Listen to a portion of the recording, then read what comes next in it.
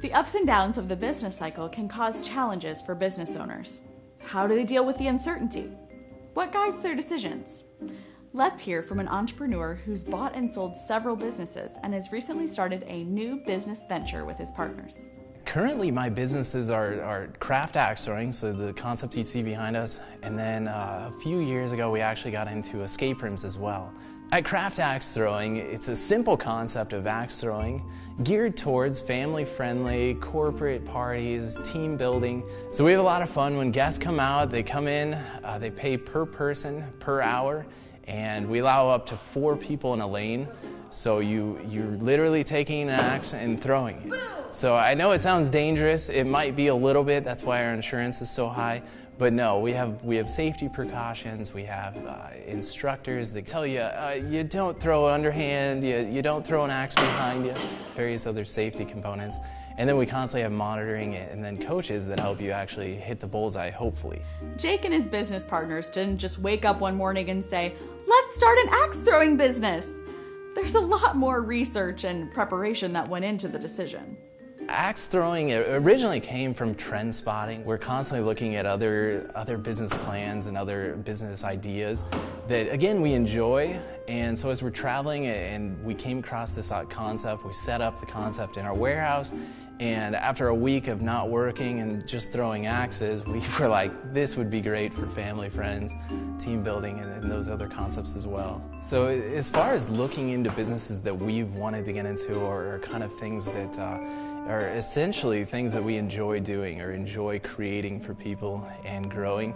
So there's always the coin term as far as you better enjoy what you do as far as an entrepreneur, because it's not all good and fun. Looking at the market for trends and sustainability is useful not only when you're starting a business, but also when you're deciding whether or not to sell a business. Of course, there's more to business than just the bottom line. So as far as those businesses, we always look at what's something we enjoy, and then we kind of take it to market to see, is this concept or is this business gonna be sustainable in the current economic times. We also have sold our e-commerce business in the past, and part of that was personal because we didn't enjoy the business. We were never seeing customers, so it didn't feel very satisfying as far as providing products to customers and being able to meet our customers. And that's kind of why we pivoted into the current businesses. So as selling, we're also looking again at the economic times. Is it a great time to sell and kind of move into a different concept? Opening any business is a lot of work. And when you first start out as an entrepreneur, there are extra hurdles. So I remember when we first started in business, it was, how do I do bookkeeping? No idea. I can't afford an accountant yet. I've got to figure this out somehow. How do I handle HR? How do I handle marketing? I have no idea how to work this or that as far as marketing. So there's various challenges when we first kind of launched into businesses. Once you have a good business foundation and have gained experience as an entrepreneur, you'll probably have an easier time starting other businesses. But that doesn't mean there aren't new challenges that you'll face. Now, since starting at Craft Axe Throwing, I talk about the challenge of infancies in business, and with our business, challenges were vast. We had to jump through the hoops of legal, we had to jump through the hoops of insurance. I don't know how many insurance companies just denied us as far as service.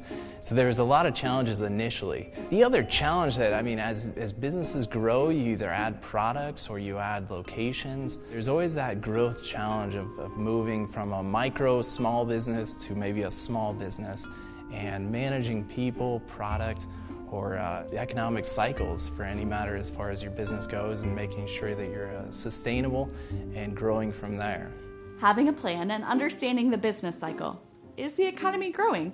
Is it headed towards a recession? Is key to maintaining a small business. There's a lot of advice that we've got in the past. Some of the most beneficial pieces that we've got are plan and execute. So make sure you're doing something wisely, but then make sure you're following through on your plan to see how it comes to fruition. You can always pivot from that, or learn from your mistakes, or learn from your maybe success in that area. So that's always been something that's been pivotal for us as far as making sure you're executing and planning wisely. I can't stress enough the marketing. If you have a product and nobody knows about it, then you're never going to sell it, or you're never going to execute as far as getting it to somebody to purchase or have that service redeemed. So marketing is a big pillar for us in our business in how we execute and push forward in growth. Being an entrepreneur is so much more than just having a good idea. You need business skills and understanding of economics. The good news is that you can partner with people who are strong in the areas that you're weak. Keep your eye open. The world is full of business opportunities. Welcome to Craft Axe Throwing.